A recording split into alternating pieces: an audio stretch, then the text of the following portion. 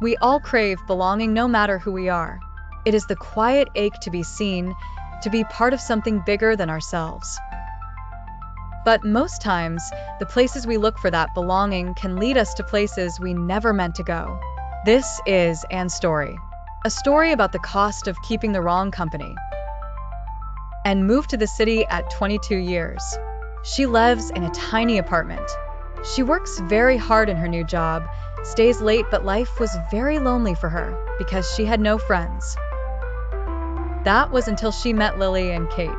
They were bold, magnetic, and effortlessly cool. Anne met them at a networking event her boss had sent her to. She ended up at a rooftop lounge with them, laughing and talking like old friends. Over the next few weeks, Lily and Kate became her world. Drinks after work, weekend brunches. After some time, Anne started noticing some signs, but she brushed them off. Kate would brag about side hustles that made quick cash, but never explained what they were. They both liked to spend big, though, and couldn't figure out how they afforded it. Whenever she asked, they will laugh it off. One Friday afternoon, Lily called her and told her that they will be having a meeting that night. Big opportunity. And hesitated because something in Lily's voice felt off, but the thought of saying no and missing out felt worse. So she went. When she got to the meeting, she realized that it was an illegal business. But before she could leave, red and blue lights flooded the windows, police shouting, people running and in froze. She wasn't arrested, but her name went into the report. And in the morning, the news hit social media. No one asked her what happened. Her boss called her into his office and fired her. Days turned into weeks. Lily and Kate vanished. Anne kept replaying that night in her head and realized that she ignored her guts because she wanted to belong. We've all been there. Moments we knew something was wrong and stayed anyway.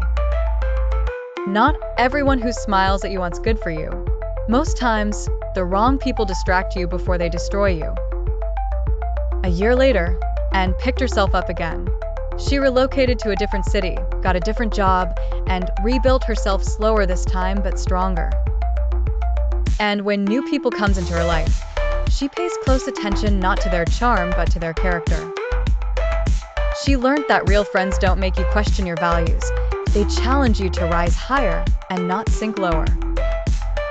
It is easy to think that wrong people are obvious, loud, reckless, or the ones everyone warns you about.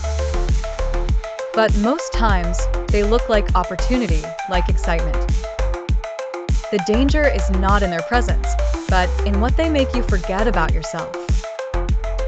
So make sure you choose your circle carefully, because who you walk with will shape where you end up. And sometimes, the difference between rising and falling is simply who is beside you when you take the first step. This is My Family and I channel, a place where we help you become a better version of yourself one day at a time. If today's story spoke to you, share it because someone out there might need this reminder too.